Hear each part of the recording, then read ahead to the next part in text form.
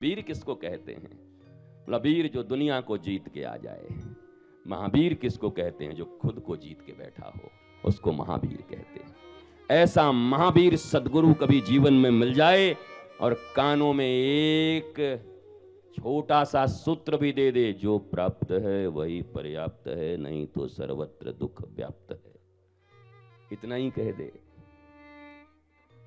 या जो 40 साल से अपनी पत्नी से परेशान था कि जब इसको जो बोलो उल्टा ही करती है, मेरा खीर खाने का मन होता है तो खिचड़ी खिलाती है और खिचड़ी का मन होता है तो खीर बनाती है, जो बोलता उल्टा करती। 40 साल हो गए, मैं क्या करूं? गुरुदेव ने कहा कोई चिंता की बात नहीं, 2 मिनट में ठीक हो जाएगा। बोले महाराज बाबा जी आप हैं क्या? हम 40 साल से ठीक नहीं कर पाए, आपका विवाह शादी भी नहीं, 2 मिनट में ठीक कर दोगे? बोला इधर आ।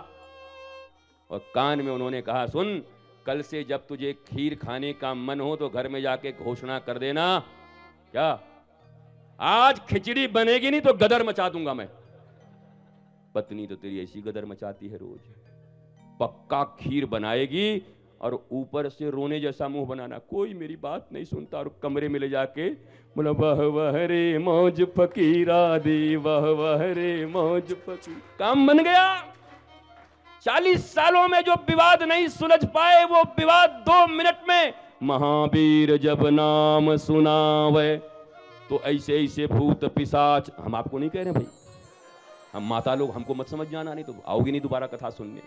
भूत पिशाच निकट नहीं आवे।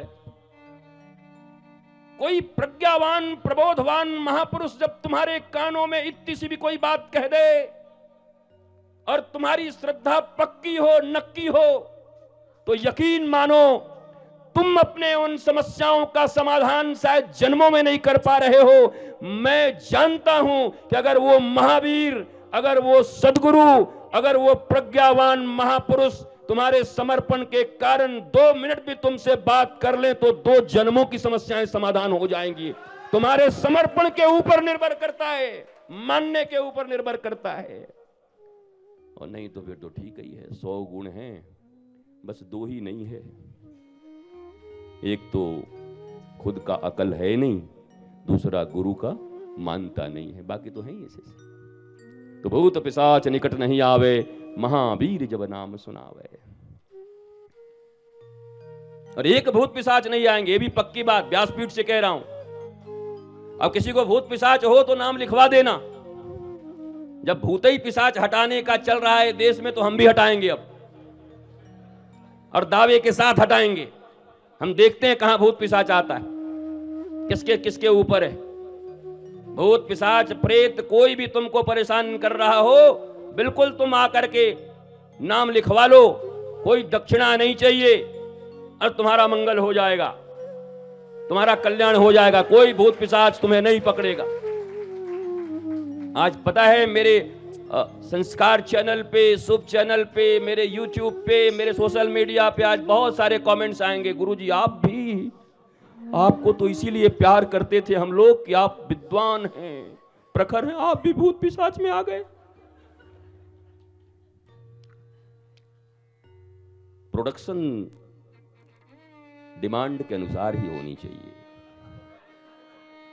जब तुम इन्हीं में परेशान हो, फंसे हो, तकलीफें हैं, तो तुम्हें मैं आत्मज्ञान की बात भी करूंगा तो कैसे समझ में आएगी? तो पहले इसी को मैं दूर कर देता हूं। ये दूर हो जाए उसके बाद फिर अगली वार्ता करेंगे आत्मज्ञान के ऊपर में। तुम मौज में रहना, आनंद में रहना। तुलसीदास ने जब मरे हुए आदमी को जिंदा कर दिया, जिसको कैम्ब्रिज और ऑक्सफोर्ड ने लिखा, वहां के इतिहासकारों ने लिख दिया, हिंदू लिखते तो अलग बात थी। हनुमान चालीसा तो लिखी इसीलिए गई थी ना। आदमी मर गया था, तुलसीदास गए, राम नाम का जाप करवाया, खड़ा हो गया। अकबर ने सुना तो बोला बहुत चमत्कारी बाबा है, बुलाओ मेरे यहाँ पर। तुलसीदास को बोला थोड़ा चमत्कार दिखा। बोला बाबा हमारे पास तो कोई चमत्कार है नहीं बादशाह, राम नाम ही मेरा चमत्कार है। झूठ बोलता है, बंद करो इसको कारागार में। कारागार में बंद कर दिया। 40 दिनों तक तुलसीदास ने कहा कि महाराज अच्छा काम करने पर भी इतनी तकलीफें। 40 दोहे लिख दिए, वही बन गया हनुमान चालीसा। और जिस दिन 40वां पूरा हुआ, 1,00,000 बंदरों ने फतेहपुर सिकरी पर हमला किया और अकबर की ईंट से ईंट बचा दी और अकबर को भी छुपना पड़ गया अपने महल में। ये बात ऑक्सफोर्ड के इतिहासकारों ने लिखा है। हम हमारे तुम्हारे जैसे लिखे तो नहीं मानोगे। कौन लिखे हैं? बाबा जी। अरे सब बाबा टाबा लोग यही करते, पर तुम्हारा वही देसी मुर्गी बिलायती वाला लिखा है, तुम मानोगे ना? कैम्ब्रिज ऑक्सफोर्ड जल्दी लिखते नहीं, विलियम्स लिखता नहीं। ये है हनुमान चालीसा का प्रकट का इतिहास, कहानी। हनुमान चालीसा में इतना बल है। तो मैं ये नहीं कहता कि हनुमान जी आज भी तुम्हें बचाने नहीं आएंगे, सदा हैं, वो तो चिरंजीवी हैं। इसी पृथ्वी पर हैं, जहां जहां भगवान की कथा होती है, कोई बैठे न बैठे, कोई आवे ना आवे, किसी का मान सम्मान लग जावे, कोई अपना फायदा नुकसान देखे न देखे, पर हनुमान जी महाराज ने तो महाराज आज्ञा मांग लिया है राम जी से कि प्रभु मैं आपके साथ जाने वाला। भगवान जब साकेत जा रहे, जाने से इनकार कर दिया हनुमान जी ने। बताओ, हनुमान जी इतने बड़े भगत हैं राम जी के। राम जी ने कहा चलो टाइम हो गया। बोला कहां? बोला साकेत। बोला आप जाओ।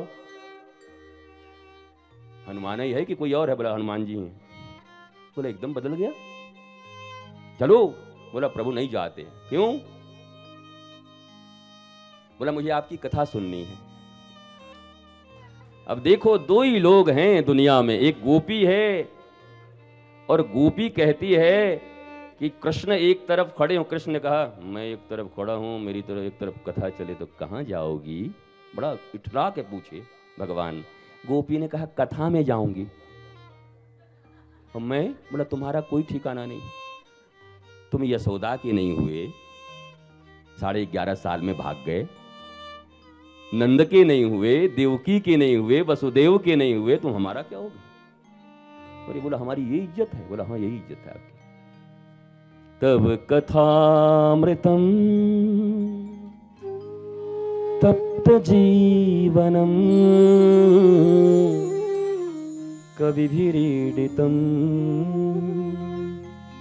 कल्मषापहम् श्रवणमंगलम् श्रीमदाततं भुवि गृह्णन्ति ते भूरिदा जना। भारत की वो माताएं, हम वो शक्तियां हैं, गोपियों की तरह लिंग भेद से ऊपर उठकर श्री कृष्ण के प्रति प्रेम। हनुमान जी महाराज को जब ये पता चला कि अब हमको कोई सेवा नहीं मिलेगी, क्योंकि पहले से आदत थी इनकी, जब मिले थे तब राम जी अकेले थे। हनुमान जी और राम जी का मिलन हुआ तो कपल थे। हाँ कपल थे, राम और लक्ष्मण थे, दोनों साथ थे। तो दिन रात सेवा करते थे, रात को भी सेवा करते, दिन में भी।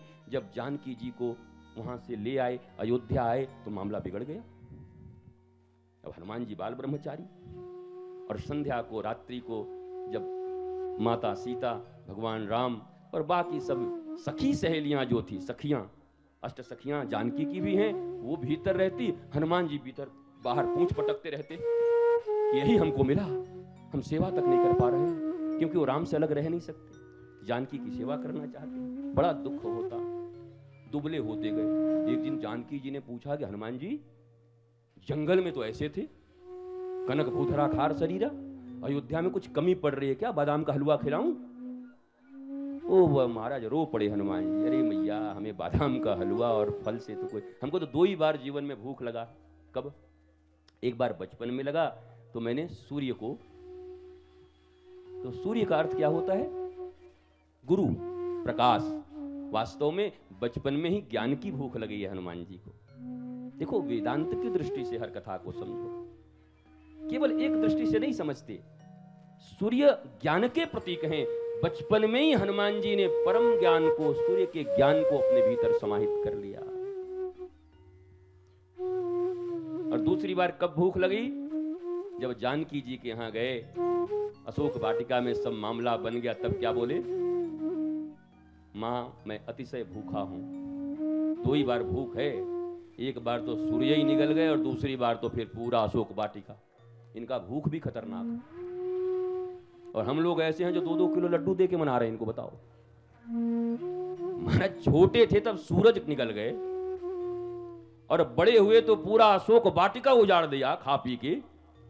अब हम लेके जाते हैं 1.25 किलो लड्डू है, अगर 1.25 करोड़ की लॉटरी निकल गई तो 1.25 किलो और चढ़ाएंगे।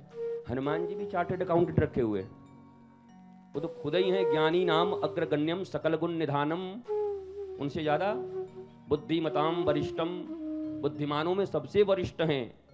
हमारा हिसाब किताब क्या है, हनुमान जी ये काम हो जाए तो 5 किलो लड्डू चढ़ाऊंगा। अच्छा, घूस भी प्रॉमिसिंग, प्रॉमिस कर रहे देंगे, बताओ। यहां तो साधारण क्लर्कों के पास जा रहे हैं तो जूता घिस जा रहा है, एडवांस दे के भी काम नहीं हो रहा है, मरे जा रहे हैं। और हनुमान जी को कह रहे काम करा दो तो 5 किलो लड्डू चढ़ा दूंगा। कितने का डिमांड है? बस ये जो सड़क का काम है 100 करोड़ का, ये हमारा हो जाए बस।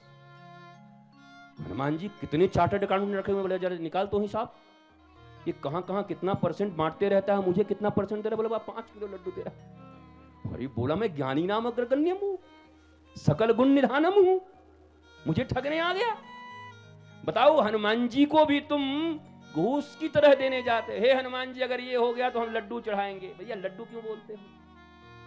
क्यों नहीं कभी खड़ा हो करके कह देते कि हे हनुमान जी, हमारा कुछ हो न हो पर अपना दिल मैंने आपके चरणों में चढ़ा दिया, मेरा हृदय आपके चरणों में, क्यों नहीं कह देते?